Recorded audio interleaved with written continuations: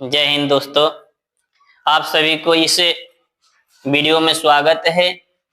आप सबको आज 2025 में 12th की परीक्षा में आने वाले संभावित प्रश्नों का हल कराना चाहेंगे। आप सब इस वीडियो में अंत तक बने रहेंगे और हर प्रश्न को हम मस्ती के साथ समझेंगे। चलते हैं। पहला सवाल है आप सबका कि वाष्प दाब क्या है। वाष्प दाब क्या है? भपर प्रेशर क्या है? भपर प्रेशर क्या है? कह रहा है कि वाष्पन की क्रिया में वाष्प के अणुओं के द्वारा वाष्पन की क्रिया में वाष्प के अणुओं के द्वारा जो द्रव की ऊपरी सतह पर दाब आरोपित की जाती है उसे वाष्प दाब कहते हैं। वाष्प दाब कहते हैं। कह रहा है कि वाष्पन की क्रिया में द्रव के ऊपरी सतह पर वाष्प के अणुओं के द्वारा जो बल आरोपित की जाती है उसे वाष्प दाब कहते हैं। उसे वाष्प दाब कहते हैं।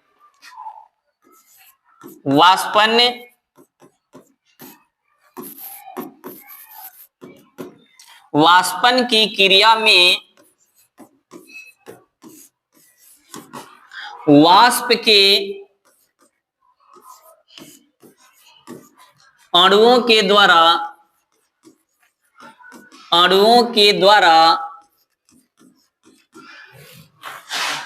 द्रव की ऊपरी सतह पर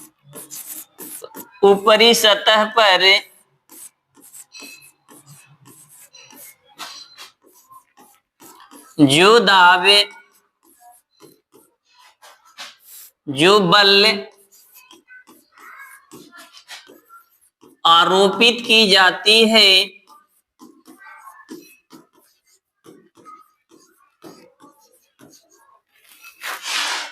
उसे वाष्प दाब कहते हैं। वाष्प दाब कहते हैं। कह रहा है कि वाष्पन की क्रिया में वाष्प के अणुओं के द्वारा द्रव की ऊपरी सतह पर जो बल आरोपित की जाती है उस बल को ही आप वाष्प दाब कहते हैं। इससे संबंधित अगला सवाल आपके सामने आता है कि वाष्प दाब के अवनमन से आप क्या समझते हैं? वाष्प दाब का अवनमन, लोअरिंग ऑफ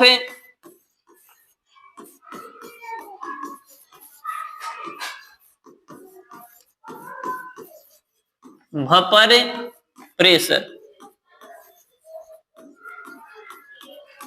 वाष्प दाब के अवनमन से आप क्या समझते हैं या वाष्प दाब का अवनमन क्या है? जब किसी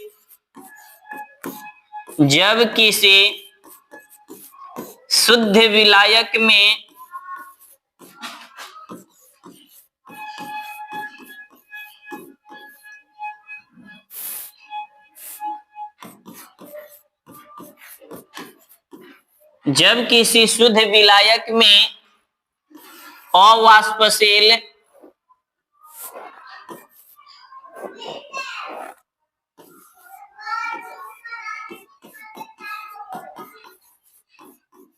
अवाष्पशील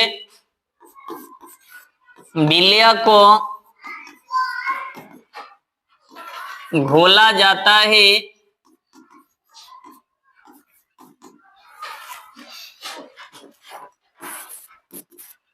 तो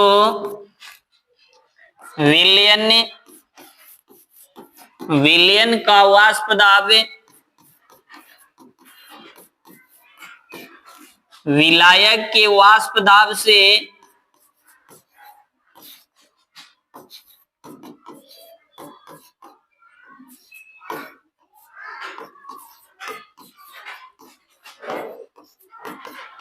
कम हो जाता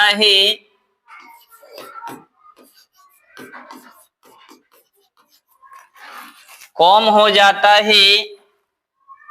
इस कमी को ही वाष्प दाब का अवनमन कहते हैं।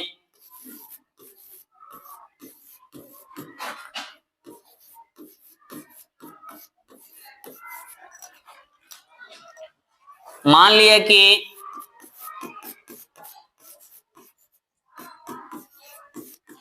शुद्ध विलायक का वाष्प दाब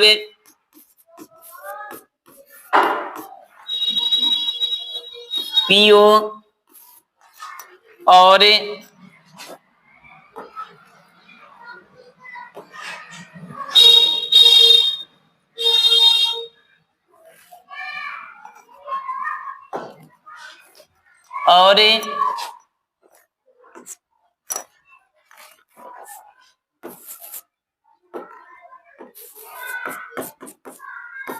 विलयन का वाष्प दाब पीएस हो तो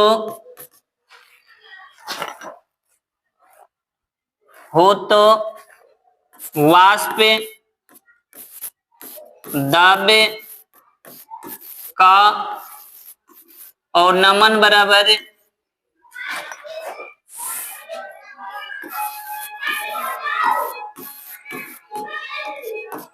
पीओ माइनस पीएस होता है। आप लोग इसको फिर से समझेंगे। कह रहे हैं कि जब किसी शुद्ध विलायक में अवाष्पशील विलय को घोला जाता है तो विलयन का वाष्प दाब विलायक के वाष्प दाब से कम हो जाता है। वाष्प दाब में होने वाली इस कमी को ही वाष्प दाब का अवनमन कहा जाता है। वाष्प दाब का अवनमन कहा जाता है।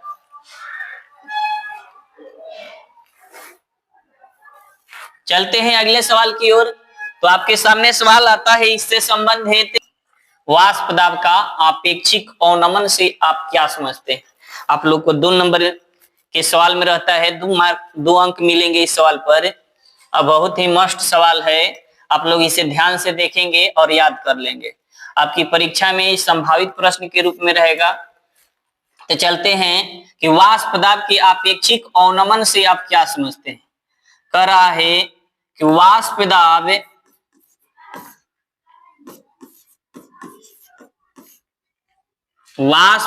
का अवनमन वाष्प दाब का अवनमन और शुद्ध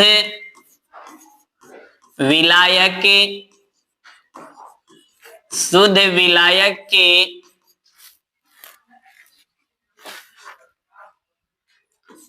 वाष्प दाब के अनुपात को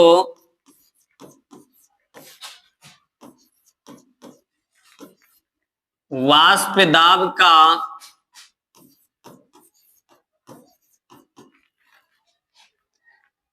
आपेक्षिक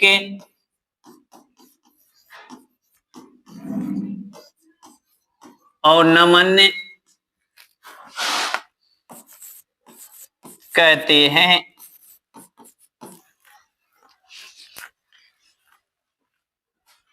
वाष्प दाब का आपेक्षिक अवनमन क्या है। वाष्प दाब के अवनमन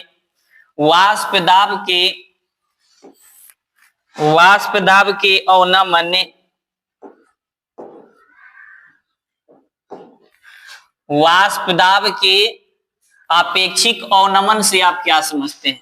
कह रहा है कि वाष्प दाब के अवनमन और शुद्ध विलायक के वाष्प दाब के अनुपात को वाष्प दाब का आपेक्षिक अवनमन कहते हैं।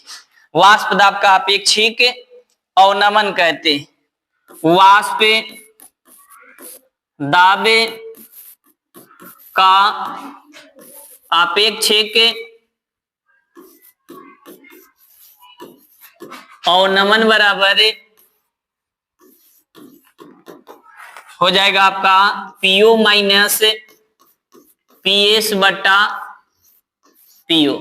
आपका हो गया वाष्प दाब का अवनमन हो गया पीओ माइनस पीएस और शुद्ध विलायक का वाष्प दाब हो गया पीओ। अब चलते हैं इससे आगे। तो आपके सवाल अगला चौथा सवाल कि वाष्प दाब के आपेक्षिक अवनमन तथा राउल्ट के नियम को लिखें। वाष्प दाब के आपेक्षिक अवनमन तथा राउल्ट के नियम को लिखे। तो आप कैसे हल करेंगे? कहता है राउल्ट का नियम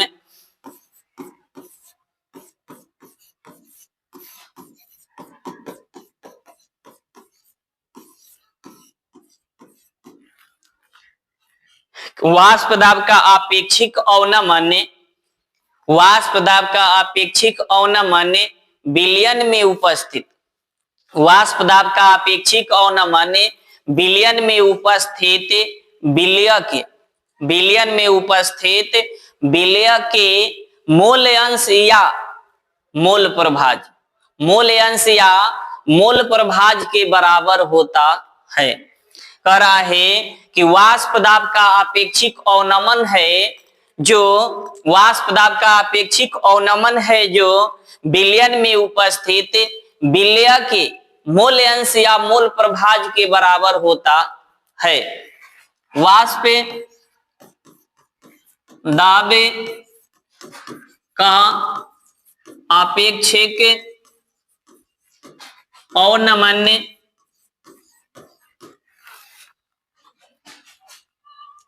विलयन में उपस्थित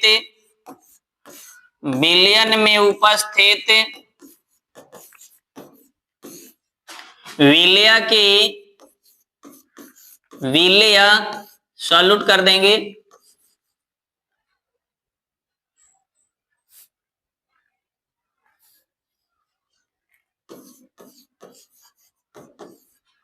विलय के मूल अंश या मूल प्रभाज के बराबर होता है। मूल अंश या मूल प्रभाज के बराबर होता है। हम लिख सकते हैं राउल्ट के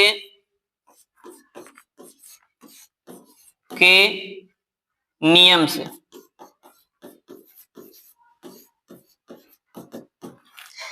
पीओ माइनस पीएस बटा पीओ बराबर छोटी एन बटा छोटी एन प्लस बड़ी एन, जहां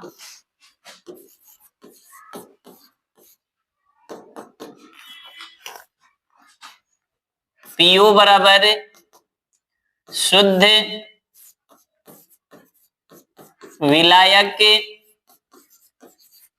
का वाष्प दाब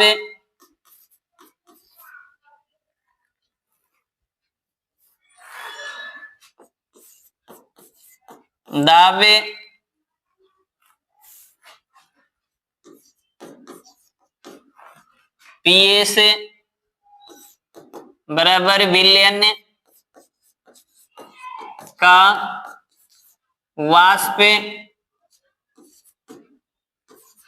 दाब छोटी एन बराबर विलय के मोलों की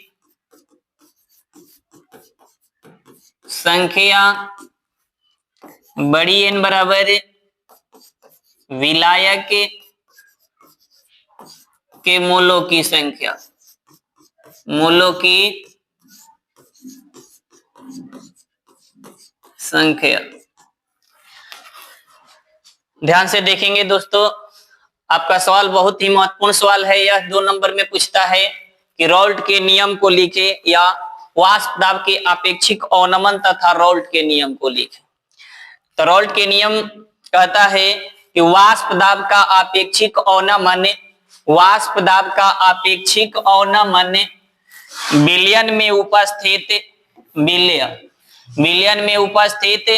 विलय के मूल अंश या मूल प्रभाज के बराबर होता है। मूल अंश या मूल प्रभाज के बराबर होता है। तो हम लिख सकते हैं कि राउल्ट के नियम से पीओ माइनस पीएस बटा पीओ बराबर छोटी एन बटा छोटी एन प्लस बड़ी एन, जो विलय का मूल अंश है। विलय का मूल अंश है। आप पीछे पढ़ चुके हैं कि एक्स विलय बराबर होता है छोटी एन बटा छोटी एन प्लस बड़ी एन। आप कहते हैं कि विलय के मूल अंश किसे कहते हैं या मूल अंश या मूल प्रभाज किसे कहते हैं। तो किसी विलयन में उपस्थित विलय या विलायक के मोलों की संख्या और विलयन के कुल मोलों की संख्या के अनुपात को मूल अंश या मूल प्रभाज कहा जाता है। आप वहीं से यह फॉर्मूला पुट किए हैं। चलते हैं, आपका अगला सवाल है राउल्ट के नियम से राउल्ट के नियम से अवाष्पशील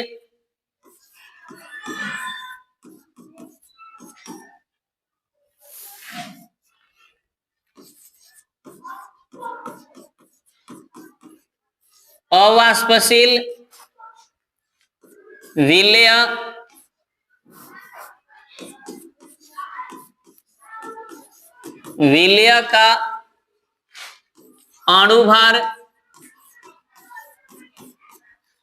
या मोलर द्रव्यमान ज्ञात करना सीखेंगे इस सवाल में।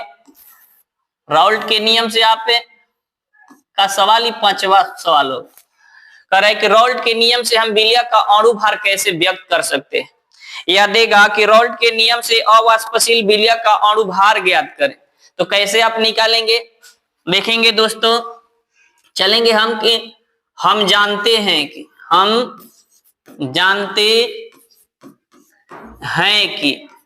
क्या जानते हैं भाई,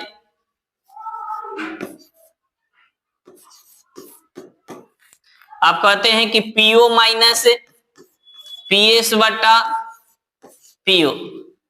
हेलो दोस्त, इसको हम दो प्रकार से सिद्ध कर सकते हैं।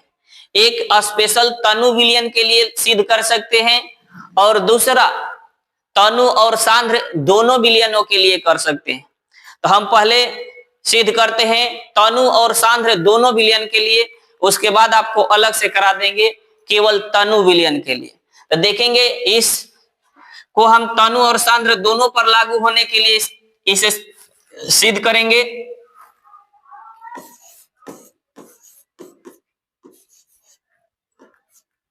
दोस्तों सबसे पहले आप अंश को हर में ले जाइए और हर को अंश में ले आ दीजिए। तो हम कर देते हैं का आपका कि PO by PO minus PS बराबर छोटी एन प्लस बड़ी एन बटा छोटी एन। आप इसको अब अलग अलग कर दीजिए। आप अलग अलग करेंगे तो आपको मिलेगा पीओ माइनस पीओ बटा पीओ माइनस पीएस बराबर छोटी एन बटा छोटी एन प्लस बड़ी एन बटा छोटी एन। आपका यह कट करके एक हो जाएगा। आपका हो जाएगा पीओ बटा पीओ माइनस पीएस बराबर 1 प्लस बड़ी एन बटा छोटी एन। आगे जाएंगे तो आपको मिलेगा, इस साइड यह प्लस कर रहा है तो इस साइड आएंगे तो आपको माइनस करेगा। तो हो जाएगा पीओ बटा P O minus P S minus 1 is equal to बड़ी एन बटा छोटी एन। अब एलसीएम ले लेते हैं। तो आप एलसीएम लेंगे तो पीओ आपका एलसीएम हो जाएगा पीओ माइनस पीएस, आपका यहां हो जाएगा P O plus minus P O minus P S is equal to बड़ी एन बटा छोटी एन। अब इसको बाहर कर देंगे कोष्ट से तो आपको मिलेगा पीओ माइनस पीओ प्लस आपका माइनस माइनस प्लस हो जाएगा पीएस। अब बटा में पीओ माइनस पीएस, आपका पीओ प्लस और माइनस में है कट जाएगा और आपके पास अब बचेगा क्या, तो बच जाएगा आपका पीएस बटा P O minus P S is equal to बड़ी एन बटा छोटी एन। आप जानते हैं कि मोल की संख्या बराबर होता है पदार्थ की मात्रा बटा अणु भार, पदार्थ की मात्रा बटा अणु भार। तो यहां से आगे बढ़ते हैं तो आप कर सकते हैं पीओ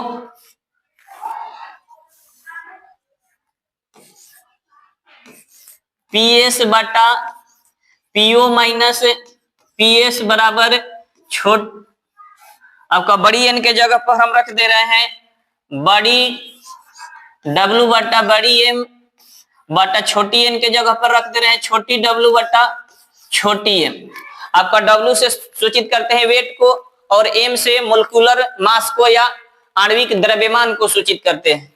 अब यहां से आप कर देंगे पीएस बटा पीओ माइनस पीएस बराबर पहला गुना चौथा कर देंगे तो बड़ी डब्लू बटा बड़ी एम गुने छोटी एम बटा छोटी डब्लू।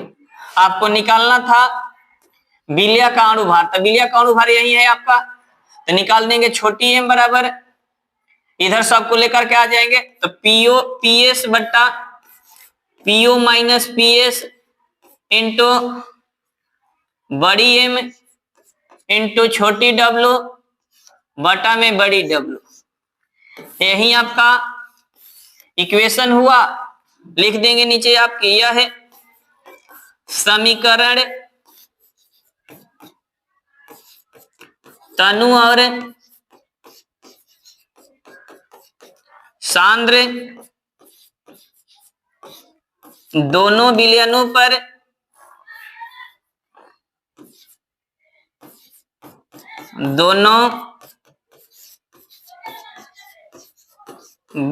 पर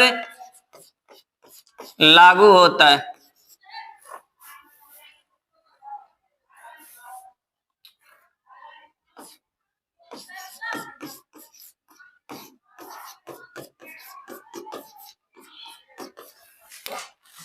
फिर से समझेंगे इस सवाल को।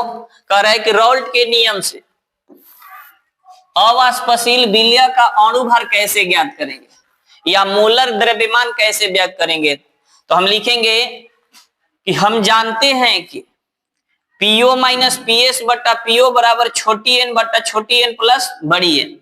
अब कह रहा है कि यहाँ पर हमको सांद्र और तनु ऐसा हम सिद्ध करें कि सांद्र विलयन पे भी लागू हो जाए यह फॉर्मूला और तनु विलयन पर भी लागू हो जाए।